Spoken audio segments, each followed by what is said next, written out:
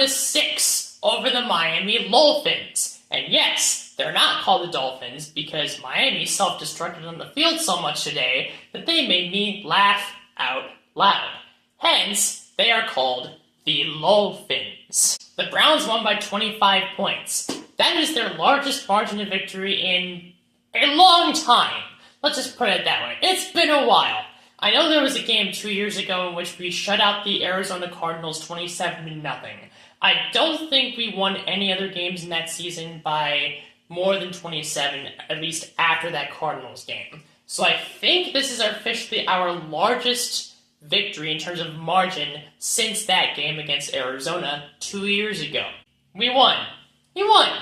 And we beat a terrible team. We did. Let's leave the tanking aspect of this aside for a moment. Let's focus on the football competency side of things. From the standpoint of football competency, the Browns did what they were supposed to do. They played at home against a thoroughly miserable Dolphins team, and they won. They beat them by 25 points. That's pretty good. Now, we beat them by 25 points, despite the fact that, once again, the Browns won a game this year, even though the other team got more yards today than we did. Hilarious. Utterly, objectively hilarious. But, let's put that aside. We won. We won. A win is a win is a win. A dub is a dub is a dub is a dub. We used Quinshon Judkins today. That's good. He had 3 touchdowns. That's good. Harold Fannin looked cool and fun again. That's good. Myles Garrett was back. He was finished with his yard decorations for Halloween, and he returned to the field, and he showed up, and he was cool. And our defense did a good job. We forced Dolphins quarterback Tua Tagovailoa, try saying that 12 times fast, to throw 3 interceptions today. That's cool and fun. Heck, Tyson Campbell, I haven't talked about him at all in these videos yet, got a pick 6. That was nice. Tyson Campbell, who is he? And why have I not mentioned him? The reason why I haven't mentioned him is because he was a recent acquisition. We got him from the Jacksonville Jaguars in exchange for Greg Newsome. There's a reason why I haven't talked about Greg Newsome in a while. That's why. We traded him to the Jacksonville Jaguars 2 weeks ago. You can't really judge how good or bad a trade was after just 2 weeks. But through the early returns of this trade, the impossible might have just happened. Andrew Berry might have won a trade. What? I mean, seriously, Tyson Campbell hasn't been all that bad since he came to Cleveland, and Greg Newsome has been terrible in Jacksonville so far.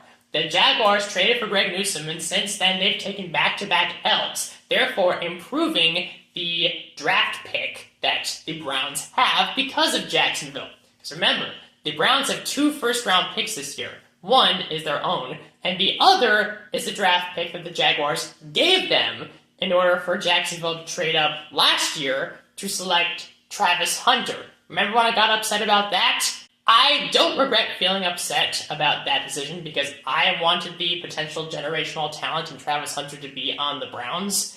But if the Jaguars decide that they're content with only winning 4 games and they want to keep losing, I am more than content with that. I'd be happy if the Jaguars keep losing because that way our draft pick gets better. And that's good. We will need to have high draft picks in order to improve our team. Because, let's be honest, does this game, this 31-6 demolition of the Miami Dolphins, prove that the Browns have figured out what's wrong with them? They're going to turn it around, and they're going to compete for the playoffs and be a competent team worth cheering for and watching. No. This game proves that the Miami Dolphins are a bottom-of-the-barrel, trash, garbage football team that needs to fire everyone and launch the nukes on their roster because everything is going terribly for them. Having said that, how do we get better? I want to focus the remainder of this video on the future. What should we look toward in order for the Browns to be better? What should we hope the Browns do? Well, obviously we want Dylan Gabriel to keep developing.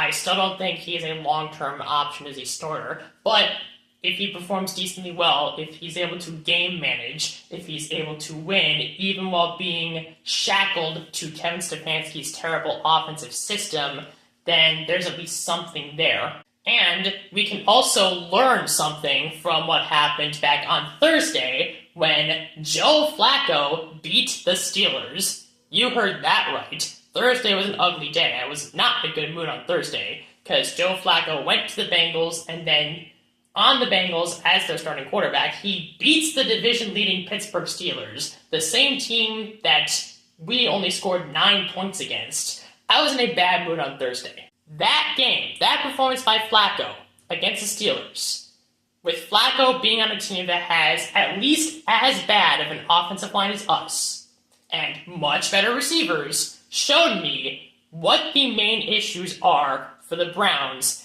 and what the priority list should be. There are mostly 3 issues, and surprise, I actually don't think quarterback is one of the biggest ones. First, we gotta fire Kevin Stefanski immediately. His offensive system is easy to crack, it's very predictable, and basically every team in the NFL has figured it out. It's terrible, it's not professional, and it needs to be kicked to the curb. Fire Kevin Stefanski immediately. That's the first step. Second, we need to make sure we have an offensive line that is not made of glass. If you have an offensive line that's made of glass, and your backups aren't good enough, that means your line is going to be an offensive one and not a competent one. Browns fans, we've dealt with that last year and for the majority of this year, and it's an ugly sight. Third, we actually need good wide receivers. And if you've been following me on X or Twitter, or whatever you want to call it, you know there's a particular wide receiver who dons the Buckeye nut that I have had my eyes on for a while. Let me introduce you to Carnell Tate. This guy is awesome. He can make acrobatic catches. He can go deep. He can catch these simple passes. He can run the simple routes and the deep routes and the complex routes. He can get himself open. He has great discipline, great footwork, and it also helps that he doesn't drop the ball. Guys, Carnell Tate, there you go. With one of your 2 first-round picks in 2026, one of them needs to be on Carnell Tate. We already have one cool and fun Buckeye in our team in Quinshon Judkins, and that's on the offense, not even considering Denzel Ward, who is also cool and fun.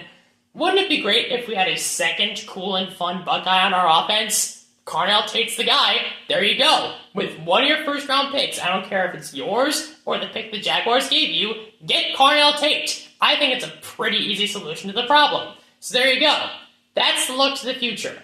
Get Carnell Tate, and with your other pick, you either take a tackle or you determine that Dylan Gabriel's not a long-term option and you draft a quarterback like Fernando Mendoza and you see if that works. I don't know if this team's actually in a tank, and if we're not tanking, we're not getting Fernando Mendoza. I can see in my mind what moves this team can make so that they can be better.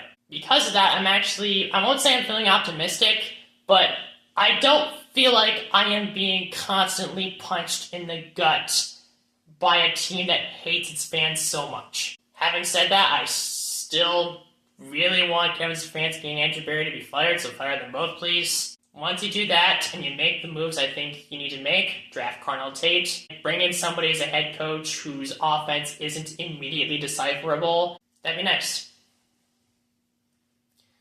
I don't feel miserable. This team is still bad. The Cleveland Browns are still a bad team. But they made me not feel miserable today, which is nice, and I appreciate that. So thank you very much. That is it for this one. Thank you very much for watching. If you enjoyed this video, please click like. If you want to see more of my videos, please click subscribe.